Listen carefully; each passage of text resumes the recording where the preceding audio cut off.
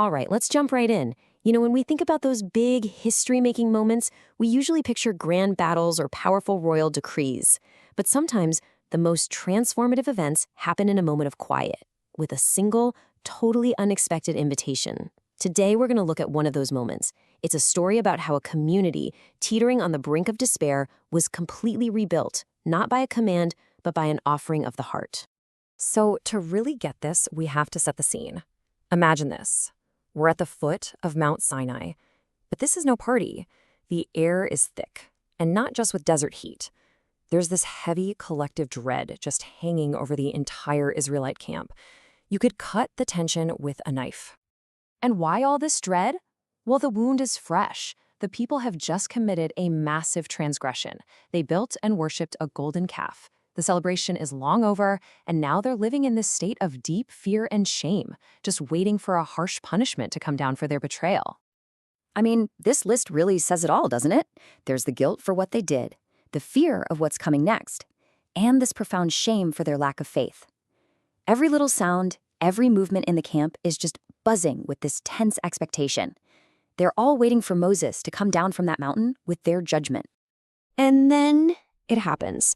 A figure appears, coming down the slopes of Sinai. It's Moses, and his face is covered, but even through the veil, this divine, otherworldly light is just radiating from him. The nervous chatter in the camp just stops. The entire community falls silent, gripped by this mixture of total awe and absolute terror. So, this is it. What's the message Moses is bringing? Everyone is braced for the worst, right? A lecture, some terrible punishment, maybe another set of impossible laws. But the command he's about to give is something that nobody, and I mean nobody, could have possibly seen coming. Moses' voice cuts through the silence, strong and clear. Tell the Israelites to bring me an offering. And then he pauses. Can you just imagine the heart sinking all across the camp? An offering? Now? After what they just did? The question just hangs there in the air, thick with suspicion. Is this another heavy-handed command? Is it some kind of tax they have to pay for their sin? Or maybe it's a test to see if they can even get this right. Or worse, maybe it's just punishment disguised as a religious duty. But then comes the twist, the part of the message that changes absolutely everything. See, this isn't about what God wants to take from them. It's about what they are willing to give. It all comes down to the condition of the heart. Moses continues, and this next phrase is the game changer. From everyone whose heart prompts them to give. Whoa, think about that. This isn't a command, it's an invitation. The power to give or not to give is placed entirely in their own hands, in their own hearts. And this just illustrates the difference so perfectly. A forced tribute, that's an obligation. It's born out of fear, it's a transaction, something is being taken from you. But a willing gift? That's totally different. That comes from a place of desire, of love, of gratitude. It's not about what is taken, but what is freely and joyfully given. So you see, God wasn't really asking for their gold and silver as payment. He was asking for a change in their spirit. He was giving them a chance to turn their guilt into gratitude, their fear into love. The real offering was their willingness to be a part of it. And the response to this invitation? Oh, it was immediate and it was overwhelming. That heavy, fearful silence just shatters. First, there's this wave of relief, and then it's followed by this incredible surge of enthusiastic generosity. The invitation worked. An elder, a respected man named Josiah, he's the first one to step forward. And his voice, it's trembling with emotion. And he calls out, "My heart is full. I will give the best ram for my flock and the silver I have saved. Let it be for the house of the Lord." His words are like a key, just unlocking everyone else's hearts. And then Miriam, Moses' own sister, she turns to the women.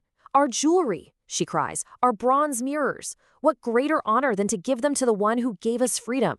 Let us weave the finest linen for his sanctuary." And just like that, a wave of agreement rushes through the crowd. But what's so powerful here is that it wasn't just about wealth. A young craftsman, Bezalel, he steps up. "I don't have a lot of money," he says, "but God gave me skilled hands. So I give my skill. I give my time, my days, and my nights to shape the wood and forge the metal for his glory." So you see what was happening here? The offerings were incredibly diverse. Of course, there was gold and silver, bronze and precious stones. But it didn't stop there. The most valuable offerings were the ones you couldn't hold: skill, creativity, time, and most important of all, thousands and thousands of willing hearts. And this outpouring changed everything. It wasn't just about gathering materials anymore. This community, once totally fractured by guilt and fear, was now united in this joyful, singular purpose. Let's just quickly walk through that transformation again. They started in a place of guilt and fear. Then, they got a divine invitation, not a command. That sparked this massive, heartfelt response from everyone, which in turn gave them a brand new unifying purpose: to build a dwelling place for God, right there in their midst, together.